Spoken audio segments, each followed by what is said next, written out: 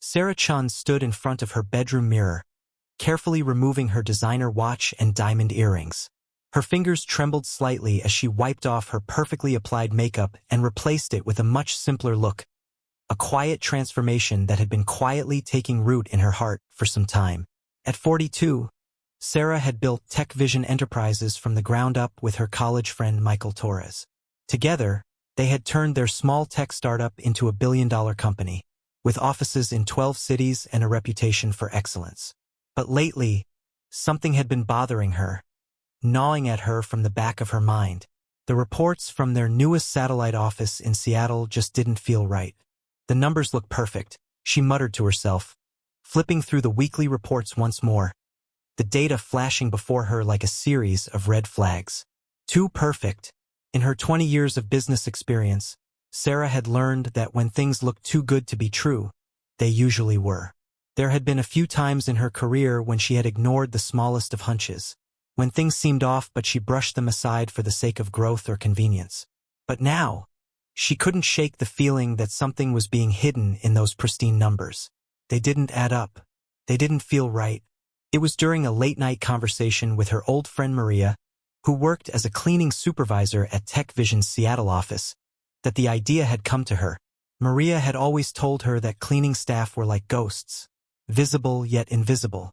"We see everything," Maria had said, her voice quiet yet knowing.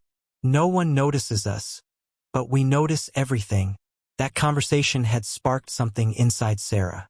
Maybe the answer to her suspicions lay in seeing the office from a different perspective. Maybe she needed to experience the day-to-day reality of the employees, the ones who didn't get any special treatment or perks. The cleaning staff, the unsung heroes who made everything run smoothly. If she could see the world through their eyes, maybe she would uncover the truth behind the polished reports. 3 weeks later, Sarah was preparing for what she knew would be her boldest move yet.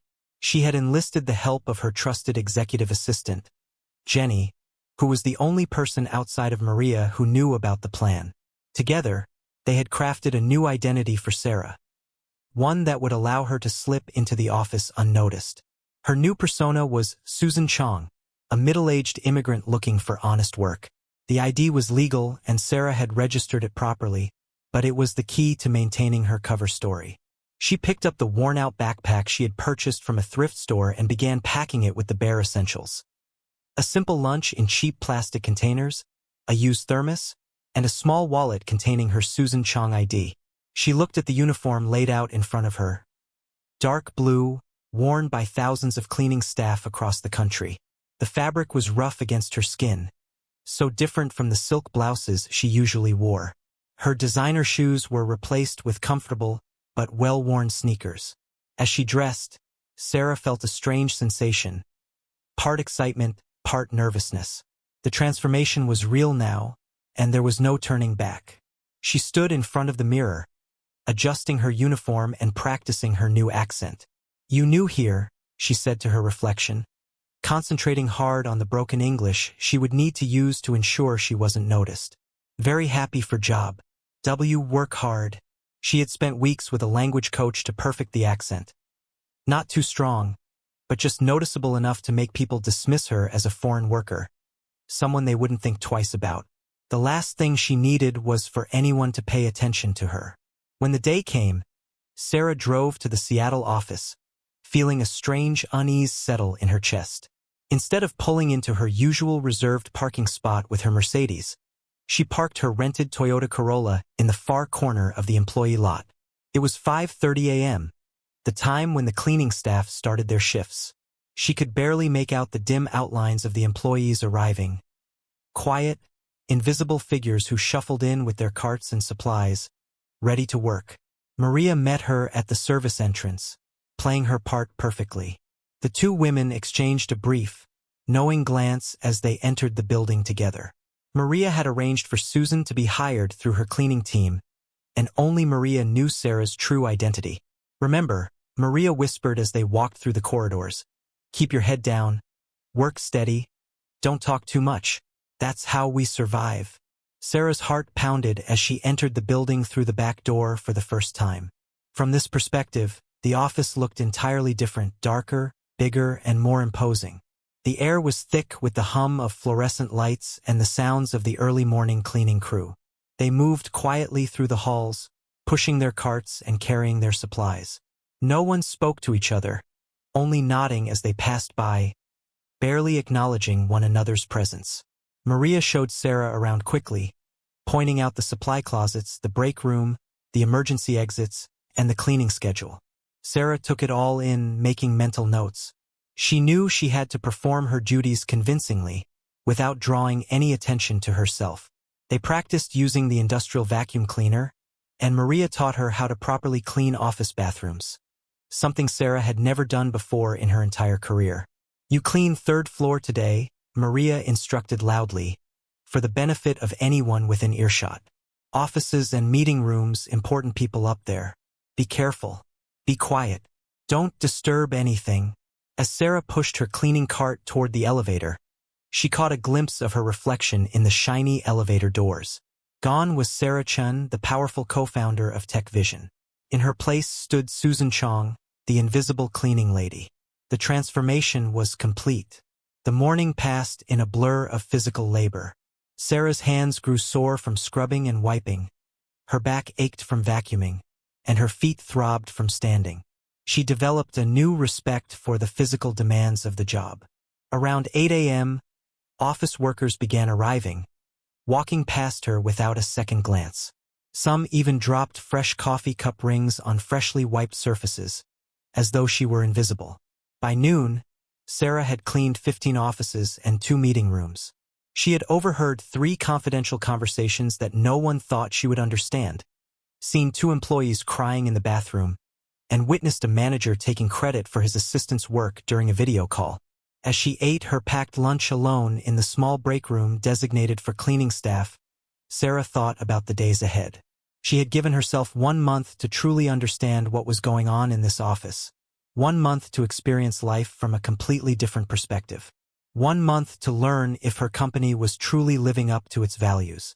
What she didn't know yet was that this experience would not only change her company but her entire view of the world. On her 3rd day as a janitor, Sarah first experienced the sting of mockery. She was quietly cleaning the glass walls of conference room E when James Morrison, a marketing director in his mid-30s, and his team walked in for their morning meeting. James, wearing an expensive suit and carrying himself with an air of self-importance, barely glanced at her. "Oh, great," he said loudly, not even looking at Sarah. "Can't she do this some other time? We have important work to do." The 5 people in the room laughed, and Sarah kept her head down, continuing to spray and wipe the glass. "Hey, cleaning lady," James called out, speaking slowly and loudly as though Sarah were incapable of understanding English. "Lady, do you understand English?" Sarah nodded quickly, gathering her cleaning supplies and preparing to leave the room. As she turned to walk out, James's assistant, Emmy, whispered, "At least she knows how to work," followed by another round of laughter. Sarah felt her cheeks burn, but she reminded herself of why she was here. This was the price she had to pay to learn the truth. Later that morning, while emptying trash bins, Sarah overheard James talking to his team in the break room. "Did you see her fake designer bag?" He snickered, referring to Sarah's intentionally worn-out backpack. "Probably got it from the same place she got her work permit." Sarah's hands tightened around the trash bag she was holding. Here she was, at the very heart of the company she had built, being mocked by the very people she had helped create success for. She clenched her jaw, determined to stay focused. This was just the beginning. She had to dig deeper, uncover the truth, and finally confront whatever lies had been hidden beneath the perfect surface of her company's success. Sarah had always prided herself on creating an inclusive and fair workplace at Tech Vision Enterprises. Over the years, she had championed diversity initiatives, pushing for equal opportunities at every level of the company. But now, as she continued her undercover assignment in the Seattle office, she began to question just how well those ideals had truly been implemented.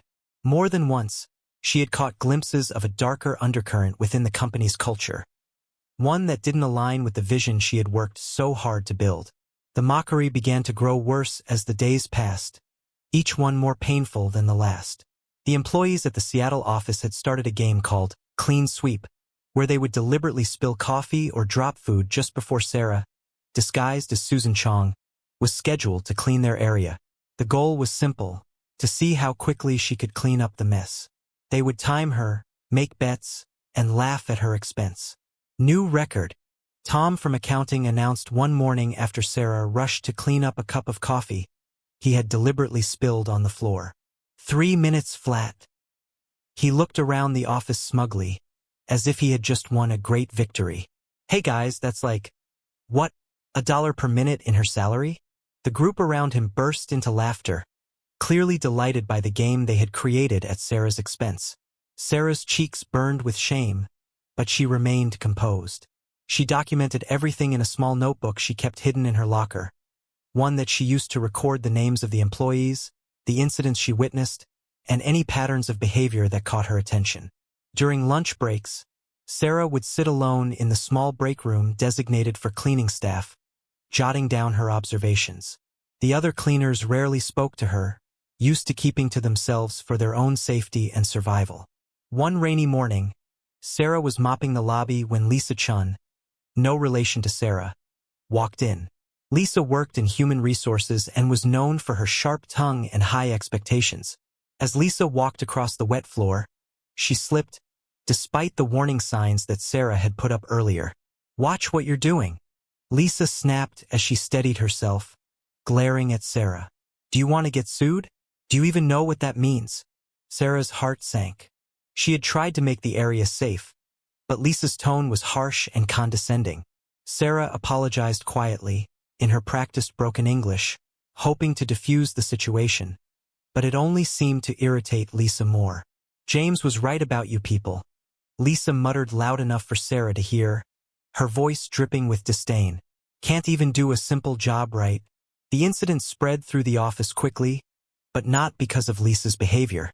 Instead, the employees laughed about the cleaning lady who almost took out the HR department. Sarah overheard versions of the story being told multiple times throughout the day, each one making her appear more incompetent than the last. By the end of her first week, Sarah had filled several pages in her notebook, documenting everything she could. She noticed how some employees would switch to exaggerated, broken English when talking to her, while others would speak about her as if she weren't even there. They made comments about her appearance, her age, or her assumed background, often with little regard for the truth. The worst part, however, wasn't the obvious mockery. It was the subtle dismissiveness. People would walk through doors she was holding open for them, without a single word of thanks. They would continue private conversations as though she were invisible, as if she didn't exist. In meetings, employees would point at messes for her to clean without even looking at her face, as though she were simply a tool to serve their needs, not a person. One afternoon, Sarah was cleaning windows near James Morrison's office when she overheard him speaking on the phone. His voice was loud and self-assured as he discussed some corporate goals with an associate. "Yeah, we'll definitely hit those diversity numbers," James was saying. "We just hired 3 new cleaning staff. They count, right?" He laughed. "I mean, technically, they're employees." No one said anything about job levels or diversity requirements. Sarah's heart sank as she wrote this down in her notebook. As the CEO of Tech Vision Enterprises, she had fought to push diversity initiatives across the company, aiming for more inclusive hiring practices at every level. Now, she was hearing firsthand how some managers twisted these policies to maintain the status quo, hiring employees to meet quotas without ever intending to give them a chance for real advancement. It was a betrayal of everything Sarah had worked for. That evening, as Sarah drove home in her rented Toyota, she thought about how different the Seattle office was from her vision for Tech Vision. The company she and Michael had worked so hard to build was supposed to be a place of innovation, respect, and opportunity. Instead, she was seeing a toxic culture, one that masked itself behind professional reports and perfectly curated numbers. The mockery, the discrimination, the twisted sense of hierarchy. It all seemed to thrive beneath the polished surface of what should have been a thriving workplace.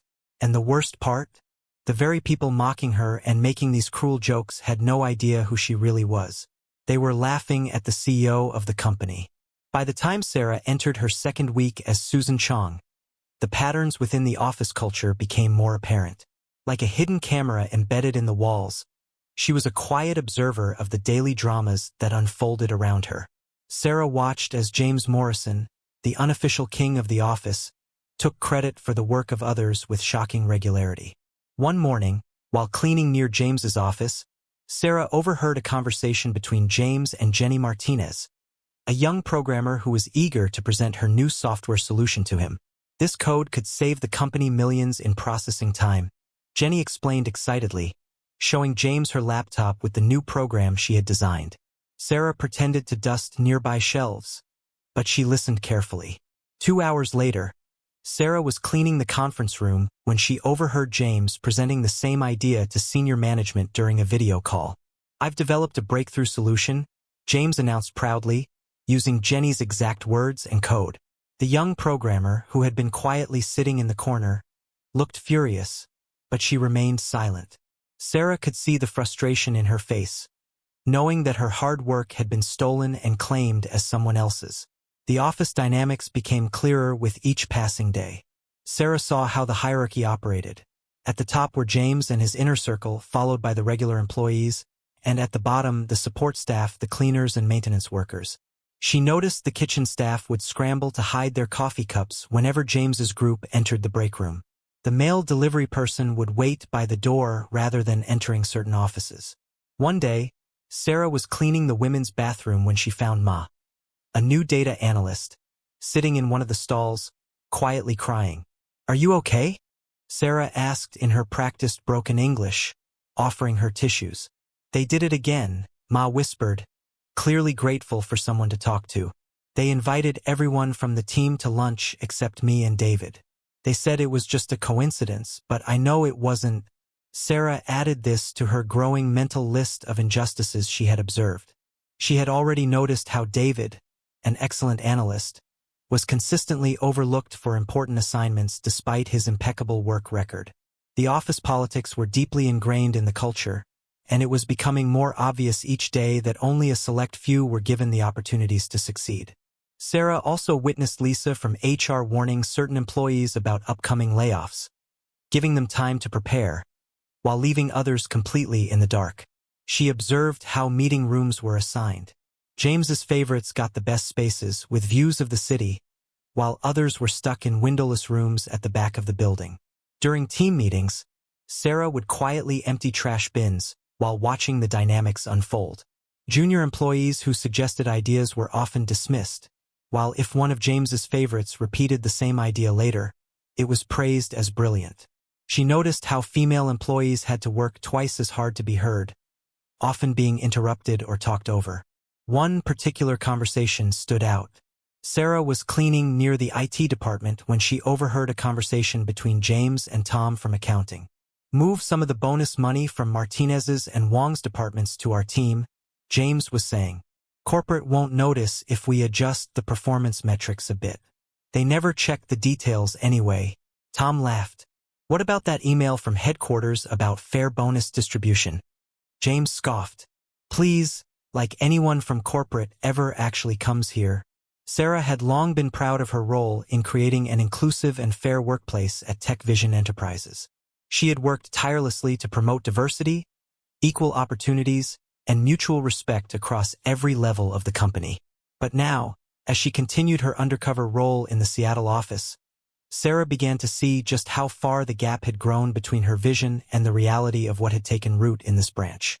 What had once been an idealistic culture of innovation was now poisoned by mockery, subtle discrimination, and corporate manipulation. The deeper Sarah got into her assignment, the more she witnessed the disturbing patterns of behavior in the office.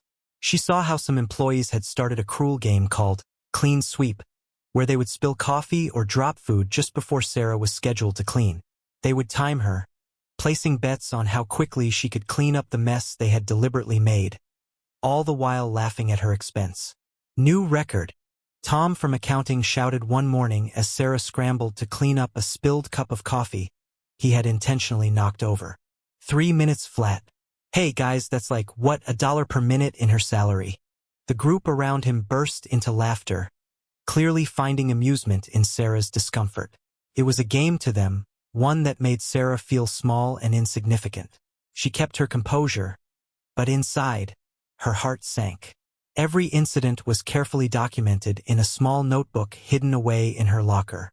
Sarah kept track of the names of those involved, the nature of each incident, and any patterns that began to emerge. During lunch breaks, she would sit alone in the staff break room designated for cleaning staff, writing down her observations. The other cleaners rarely spoke to her, keeping to themselves for their own safety. It wasn't long before Sarah began to notice the subtle yet pervasive ways in which she and her colleagues were treated with disrespect. Employees would walk through doors she held open without offering a word of thanks, or continue private conversations as though she were invisible. She often found herself cleaning messes while her face remained unseen, her efforts ignored. In meetings, it was common for employees to point at something that needed cleaning without even acknowledging her presence. The tipping point came one rainy morning when Lisa Chun from Human Resources entered the lobby. Lisa, who was always impeccably dressed, slipped on the wet floor, despite the warning signs Sarah had put in place earlier. "Watch what you're doing," Lisa snapped as she steadied herself, her voice sharp and condescending. "Do you want to get sued? Do you even know what that means?" Sarah's heart raced as she quietly apologized in her broken English, trying to defuse the situation, but it only made Lisa more irritable. "James was right about you people," Lisa muttered loudly enough for Sarah to hear. "Can't even do a simple job right." The incident quickly became fodder for the office's gossip mill, with employees making jokes about the cleaning lady who almost caused a disaster in HR. Sarah overheard the story told multiple times throughout the day, each telling more exaggerated than the last. It wasn't about Lisa's behavior, it was about Sarah, the target of their mockery. By the end of her first week, Sarah had filled several pages in her notebook. She saw how employees would often speak to her in exaggerated broken English, or talk about her as though she weren't even there. They made comments about her appearance, her age, and her assumed background, completely disregarding the truth. But the most painful part of it all wasn't the overt mockery. It was the quiet dismissal, the way people would treat her like a nonentity. One afternoon, while cleaning near James Morrison's office, Sarah overheard a conversation that left her stunned. James was speaking with an associate about some corporate goals. "Yeah, we'll definitely hit those diversity numbers," James said confidently. "We just hired 3 new cleaning staff. They count, right?" He laughed. "I mean, technically, they're employees." No one said anything about job levels or diversity requirements. Sarah's stomach turned. As the CEO of TechVision, she had fought tirelessly for diversity initiatives, ensuring that every level of the company benefited from fair representation. Yet here, in this satellite office, those initiatives were being twisted to serve a different purpose, one that upheld the existing power structures without ever allowing for real change. It was a betrayal of everything Sarah had worked for. By the time Sarah entered her second week at the Seattle office, she had witnessed enough to begin forming a picture of the office's toxic culture. The more she observed, the clearer it became that James Morrison, along with his inner circle, was at the heart of the dysfunction. He ran the office like a small kingdom, with himself at the top and everyone else beneath him. Sarah could see how he took credit for others' work, how his team manipulated information, and how they created an environment of fear and disrespect for anyone who wasn't in their circle. One morning, Sarah was cleaning near James's office when she overheard a conversation between James and Jenny Martinez, a young programmer who was eager to present her software solution to him. This code could save the company millions in processing time, Jenny explained enthusiastically, showing James her laptop.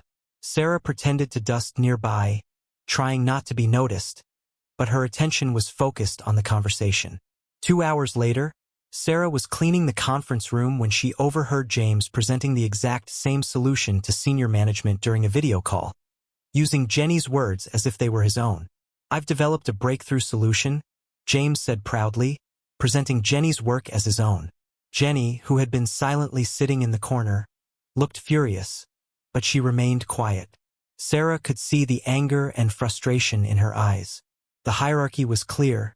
James and his inner circle were at the top, while the rest were left to scramble for recognition. Sarah also noticed how other employees in lower-level positions were treated. She saw how the kitchen staff would hide their coffee cups whenever James or his group walked in, or how the mail delivery person would wait by the door instead of entering certain offices. It was as if there were invisible lines drawn throughout the office, lines that only the most powerful could cross. One day, while cleaning the women's bathroom, Sarah encountered Ma, a new data analyst, crying in one of the stalls. Ma's voice was barely above a whisper when she spoke. "They did it again," Ma said, her hands trembling as she clutched a tissue. "They invited everyone from the team to lunch except me and David.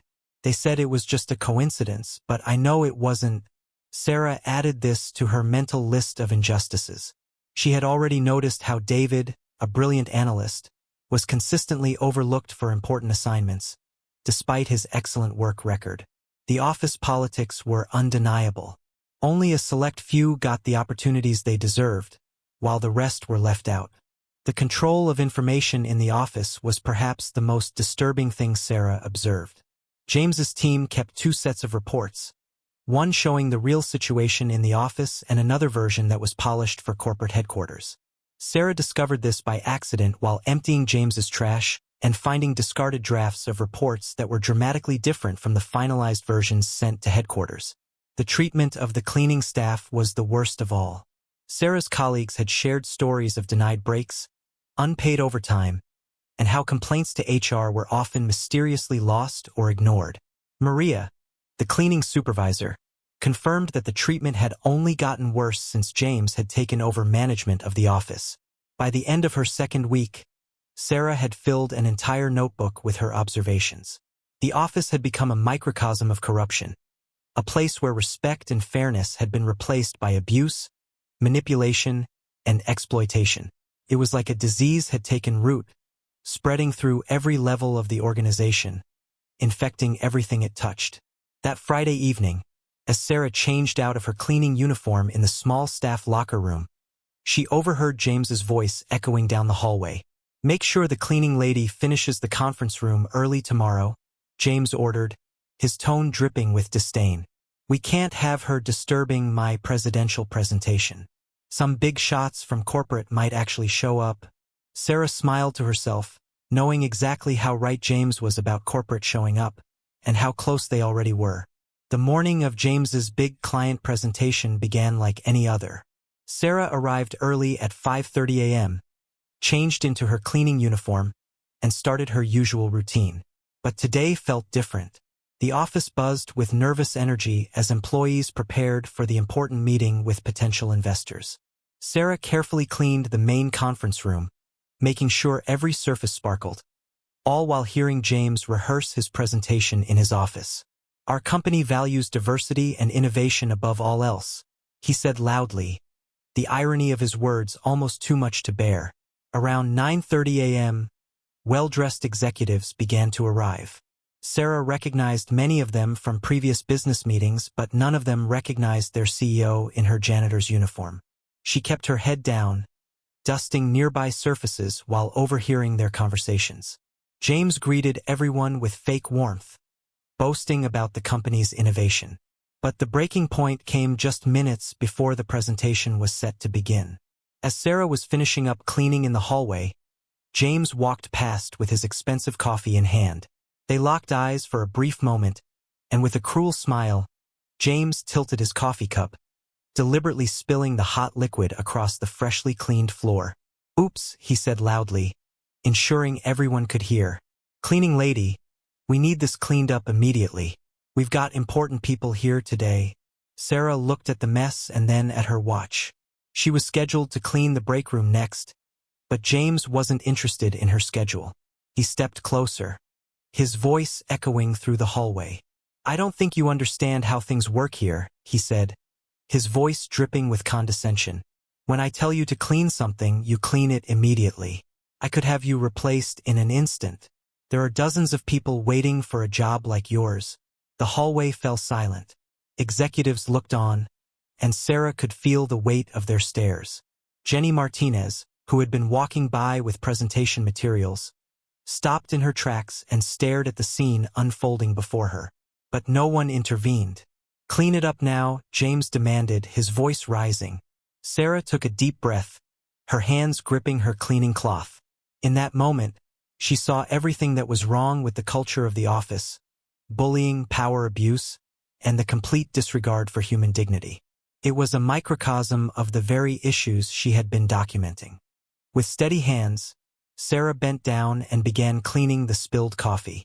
Her movements were deliberate and dignified, a silent statement of her resolve. James smirked, but Sarah could feel the change within herself. She had seen enough. This wasn't just about coffee on the floor. This was about respect, dignity, and the values Tech Vision stood for. James Morrison and his team would soon learn just how wrong they were. The time had come to clean house once and for all. After the coffee incident, Sarah became more vigilant, even more observant in her role as Susan Chong. She moved through the office like a silent observer, a camera capturing the nuances of daily life that others often ignored. Every interaction, every whispered conversation, every glance exchanged between employees, she watched it all. What started as a mission to understand the company's culture had now become a personal quest to expose the systemic issues plaguing the office. Late one evening, as Sarah cleaned the executive floor, she discovered something unexpected. James Morrison had forgotten to log out of his computer. This mistake, though small, opened a door to a wealth of information. As Sarah carefully wiped down his desk, his email notifications kept popping up on the screen, one after the other, without him noticing. One particular thread caught her eye. James had sent an email to senior management about an app he claimed to have been working on for months. "This app will generate millions for the company," James wrote with a level of enthusiasm that seemed excessive given the context. "I've been working on this concept for months. Let's make it happen." Sarah's stomach dropped. She knew this was a lie. She had watched David Wong, the quiet and overlooked Asian analyst, work tirelessly late into the nights developing this app all on his own. Sarah had seen him sitting at his desk, hunched over his laptop for hours, perfecting the code and testing its features. David had poured his soul into this project, only to have James steal credit for it. It was a pattern Sarah had seen before. James was good at taking credit for others' work, but this time he had gone too far. Later, during lunch breaks, Sarah often sat quietly in the corner of the staff room, eating her packed sandwich while observing the office dynamics. As she watched, she began to notice how the tables in the room were unofficially segregated. James's favorites always gathered at the center tables, laughing and chatting loudly, while the more junior staff, especially minorities and women, gathered at the edges of the room, in quieter corners. It was a subtle but powerful sign of the office's hierarchy, and it didn't take long for Sarah to understand that this division wasn't just limited to the lunchroom. It extended to every corner of the office. One afternoon, as Sarah cleaned the break room, she overheard two young employees talking about her. They didn't know she was nearby, cleaning the counters.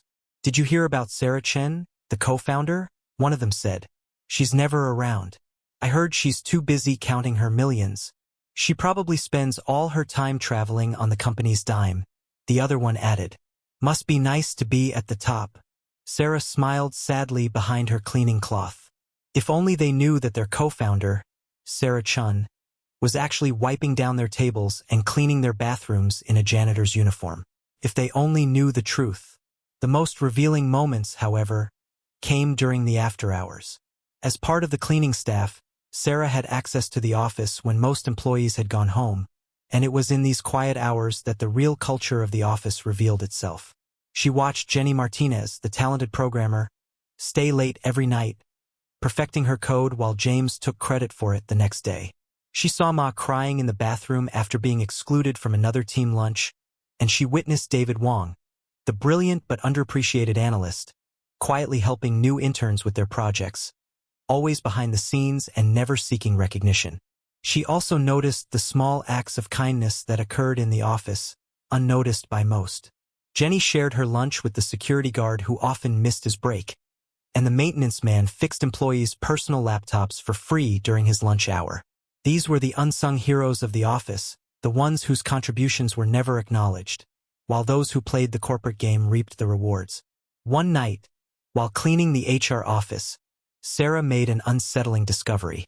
In a corner of the room, She found a stack of rejected promotion applications, all of them from employees outside James's inner circle. The applicants had excellent qualifications, but their applications had been dismissed without explanation. Sarah recognized several of the names, including some talented individuals who had been with the company for years. She also found a series of emails between Lisa from HR and James that made her blood run cold. Lisa had been helping James block promotions for employees who didn't fall into his favored group. There were also deleted complaints about harassment and discrimination that Lisa had covered up instead of investigating. As Sarah continued her rounds, she discovered more evidence of James's manipulation. In the copy room, she found shredded documents that, when pieced together, revealed how James and his team had been rigging performance reviews. They gave low scores to employees they wanted to keep down while inflating ratings for those in their inner circle. This was the system James had created, one where the hard work of talented individuals was ignored or belittled, while those who kissed up to the right people were rewarded. It was a corrupt ecosystem designed to ensure that James and his favorites would always stay on top. Meanwhile, rumors about Sarah Chen's absence continued to spread, growing wilder each day. "I heard she's in rehab," one employee whispered. "No, she's meeting with Google to sell the company," another claimed. "She's too busy to care about what happens in the satellite offices," someone else said. It was as if Sarah had become a ghost, a mythical figure who had no real presence in the company. Little did they know, the real Sarah Chen was quietly vacuuming their offices, sitting unnoticed in the corners, observing their every move. During her cleaning rounds, Sarah also watched how James would shoot down ideas from female employees, only to praise the same suggestions when repeated by his male favorites. She saw Lisa from HR lose complaint forms that had been filed against James's team, and Tom from accounting adjust numbers to favor certain departments. She saw how talented employees were slowly being pushed out through subtle harassment and discrimination. One morning, as Sarah cleaned the empty conference room, she overheard James talking on the phone. "Don't worry about headquarters checking in," he laughed. "Sarah Chen never visits the satellite offices. She's too caught up in her fancy CEO life to care about what happens here." The word stung, but Sarah's resolve only strengthened. She had spent 3 weeks gathering evidence, watching, listening, and documenting the corruption. It was time to take action. That evening, after finishing her cleaning duties, Sarah sat down with her phone and texted her executive assistant at headquarters. "It's time. Schedule an all-hands meeting for tomorrow morning, and make sure everyone attends." As she drove home in her rented Toyota, Sarah's thoughts were consumed by the hard-working employees who deserved so much better. Tomorrow, she would show James Morrison and his team exactly what kind of CEO she really was, the kind who cared enough to clean toilets to understand her company's true culture. She would expose the corruption, the discrimination, and the abuse that had taken root in the satellite office. The next morning would bring changes that no one in the office expected, least of all James Morrison. Sarah spent her final days undercover carefully gathering solid proof of everything she had witnessed. Like a skilled detective, she used her cleaning duties to build an airtight case against James Morrison and his corrupt team. On Monday evening, after most employees had left, Sarah began her final round of evidence gathering. She started with the accounting department. Tom, as usual, had forgotten to clear his computer screen before leaving, and Sarah used this opportunity to photograph spreadsheets that clearly showed how bonus money was unfairly distributed. The numbers were unmistakable. James's favorites received larger bonuses, while more deserving employees were left with much less. "This is why Jenny Martinez can barely pay her rent," Sarah whispered to herself as she took the photos. In Lisa's HR office, Sarah found even more shocking evidence. Hidden in a folder labeled personal, she discovered emails showing how Lisa had helped James block promotions for talented minority employees.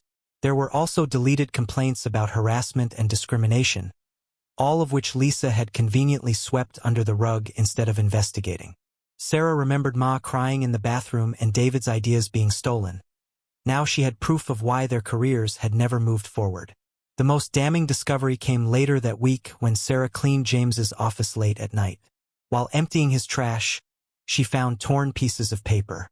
Sarah carefully pieced them together like a puzzle, and what she uncovered made her blood boil.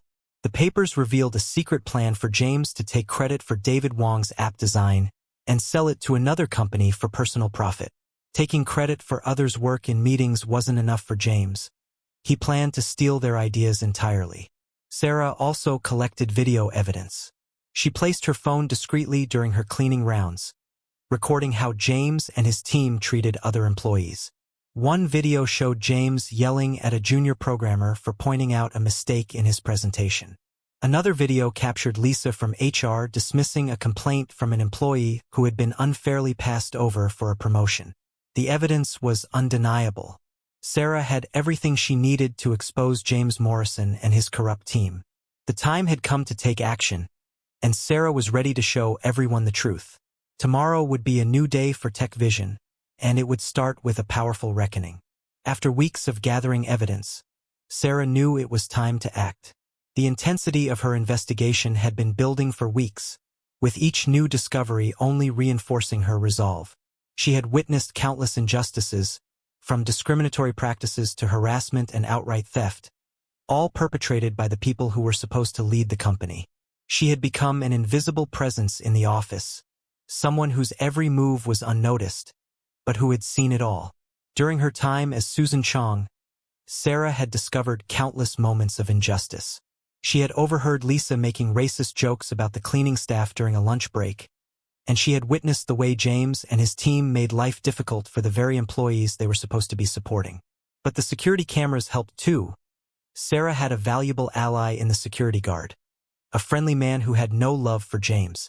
He had saved footage of key incidents that Sarah had been able to use as evidence, including the infamous coffee spilling incident and several moments where James's team deliberately made messes for the cleaning staff to deal with. It was clear that their behavior was part of a larger pattern, one that Sarah knew had to be exposed. One Wednesday morning, Sarah focused her attention on gathering statements from employees who had been mistreated. She had already spoken to some of the cleaning staff, but now she needed to hear from other workers, too. Maids, junior employees, anyone who had been affected by the toxic culture James had cultivated. During her lunch break in the staff room, Sarah quietly spoke with people, making sure to approach those who were most likely to be suffering in silence. Many were scared to speak up, but they trusted Sarah because they saw her as one of them. They knew she understood their struggles, even though they didn't know her real identity. One cleaner confided in Sarah, explaining how James had made her work unpaid overtime 6 times in the past month. When I complained about it, the cleaner said, "Lisa told me I should be grateful just to have a job." Sarah's heart sank, but she took detailed notes in her ever-growing notebook.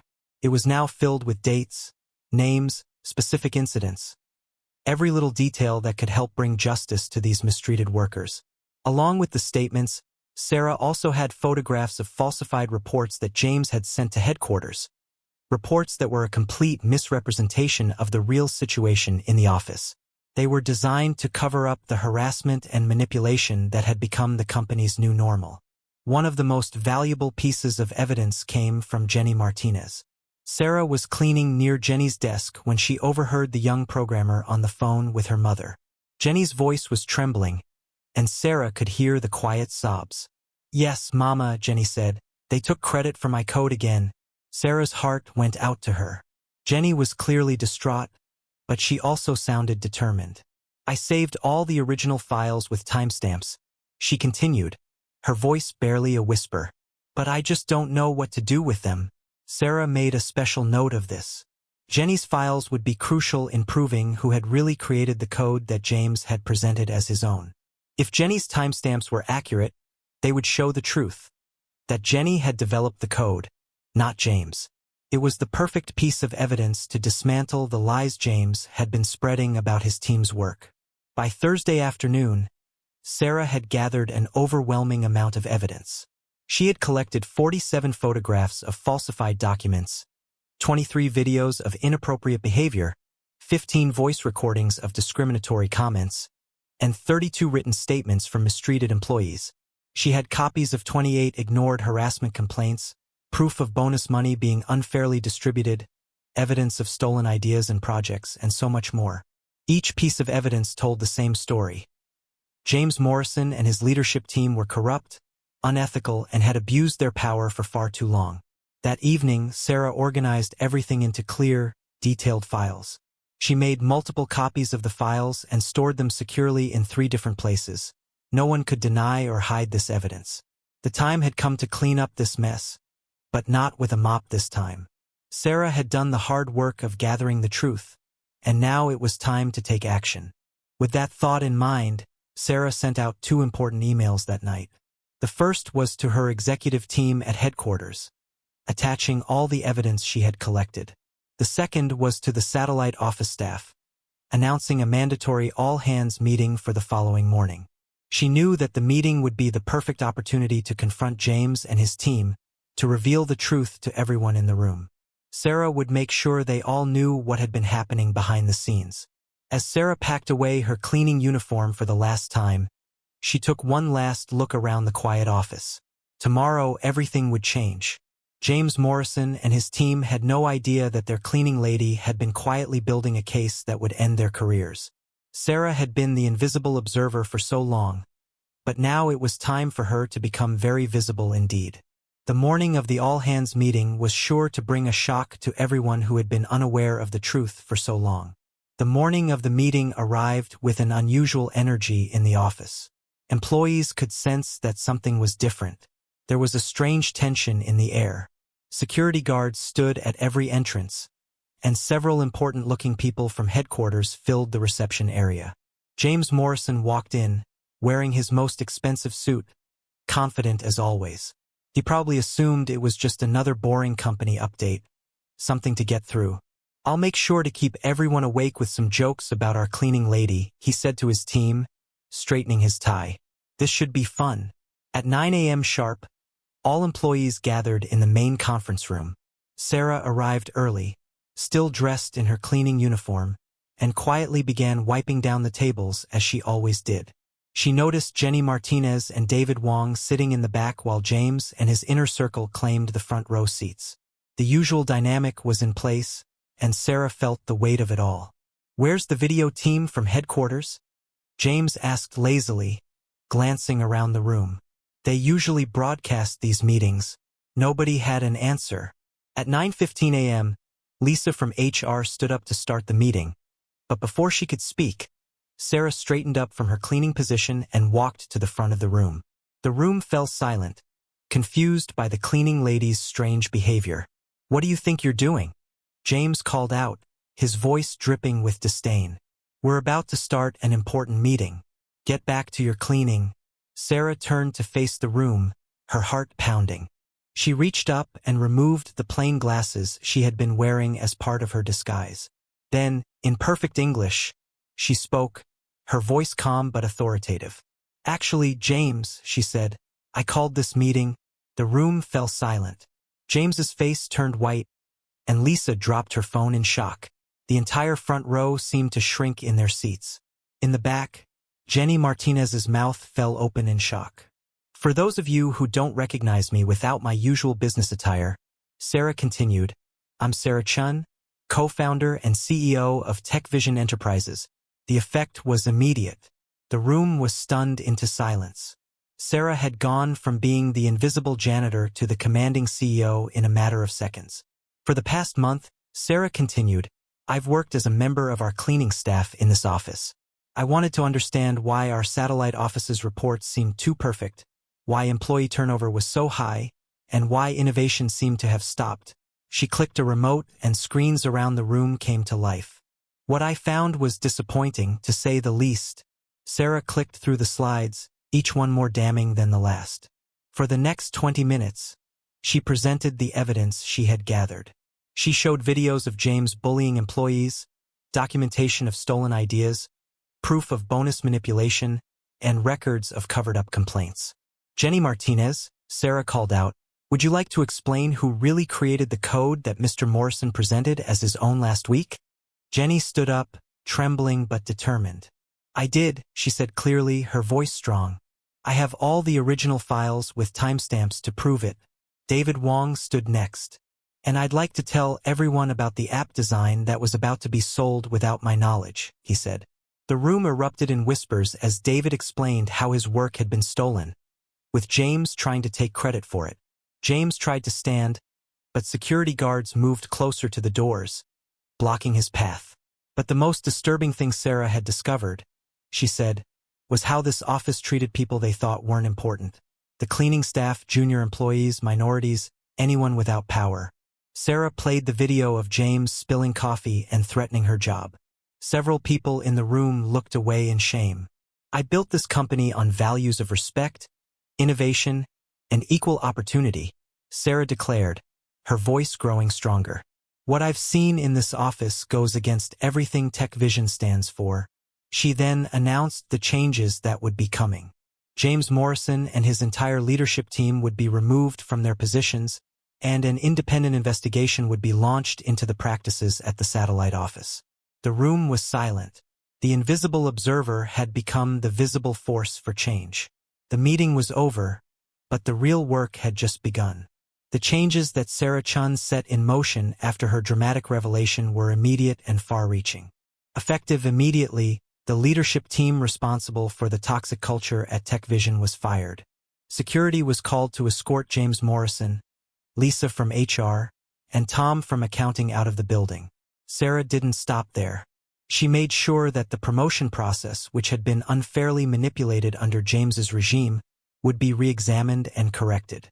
Jenny Martinez, who had been the victim of James's plagiarism, was promoted to the position of technical director, while David Wong was given leadership of the newly empowered app development team. Sarah's promise to review the blocked promotions was also fulfilled. Maria, the cleaning supervisor who had been excluded from opportunities for advancement, was now in charge of her own data analysis team. She was no longer the person people overlooked, but instead, she was the one making decisions that would drive the company forward. Her first project, which involved analyzing customer data, earned the satellite office a company-wide innovation award. The recognition proved that when employees are treated with respect, they thrive, and they deliver results that benefit everyone. The physical office environment itself was transformed, a reflection of the cultural shifts Sarah had introduced. The cleaning staff, who had previously been forced to use a separate break room, were now able to join everyone in the new, spacious cafeteria. The cafeteria was open to all employees, from executives to maintenance workers, and it quickly became a place where people could talk freely, share ideas, and bond over lunch. No longer was there a divide between the staff and the senior leadership team. Instead, the atmosphere was one of openness and mutual respect. Maria, now a leader herself, shared a lunch with Jenny one day and remarked, "Remember when we couldn't even eat lunch in the main break room?" They both laughed, reminiscing about how different things had been just a few months ago. Sarah's efforts to promote equality went far beyond just changing the office layout. She introduced a new set of company principles, known as the Chun Principles, which would guide the company's culture moving forward. The first principle was that every employee, regardless of role or position, had to spend one day each month working in a different department. This policy helped everyone understand and appreciate the work of their colleagues, regardless of their job titles. For instance, programmers worked alongside customer service representatives, managers helped the maintenance team, and even executives took turns assisting the cleaning staff. The goal was to break down barriers between departments and foster a sense of shared purpose and respect. The second principle was to ensure that promotion committees included members from all levels of the company. Sarah understood that when employees at the lower rungs of the corporate ladder had a say in the promotion decisions of senior leaders, it sent a powerful message. It reinforced the idea that every role was important and that people at all levels of the company had value. The presence of a cleaner on the committee that reviewed a senior manager's promotion was a reminder that equality meant everyone, no matter their job, had the opportunity to be heard. The third and perhaps most groundbreaking principle was the implementation of a system that ensured credit for ideas and contributions went to their true creators. At TechVision, the office installed a digital innovation wall, which displayed real-time updates of who contributed to each project. This public recognition meant that every person involved, from the person who first suggested the idea to the team that executed it, could be acknowledged for their efforts. No longer would ideas be stolen or claimed by those in power. Each employee's contributions were visible and celebrated. The most significant change, however, was the way people began to treat each other. The toxic culture that had once permeated the office, where employees were belittled, ignored, or taken advantage of, had been replaced by a supportive and respectful environment. One morning, when a new employee accidentally spilled coffee, 3 people rushed to help clean up. There were no jokes, no bets on how the employee would be punished, no humiliation. Instead, people showed genuine concern and offered assistance, a stark contrast to the behavior Sarah had witnessed under James's leadership. Sarah didn't just leave the transformation in the hands of her employees. She became a regular presence in the office, visiting often, but not just for formal meetings. Sometimes she would show up unannounced, helping the cleaning staff with their work or sitting down with junior employees to hear their ideas and feedback. She kept her cleaning uniform hanging in her office as a constant reminder of the lessons she had learned. The best ideas can come from anywhere, she often said in meetings. The true measure of a company is not how it treats its executives, but how it treats every single employee. The transformation didn't just impact the office culture. The performance of the satellite office improved dramatically. 6 months after Sarah's changes were implemented, the results were undeniable. Without James Morrison's manipulated reports and fake statistics, the real performance metrics showed remarkable improvement. Employee satisfaction rose by 87%, innovation submissions increased by 45%, and staff turnover dropped to nearly zero. Productivity improved by 65%, and the office launched twice as many successful projects as it had before Sarah's intervention. The story of Sarah Chun, the CEO who had once worked as a janitor, became a core part of TechVision's company culture.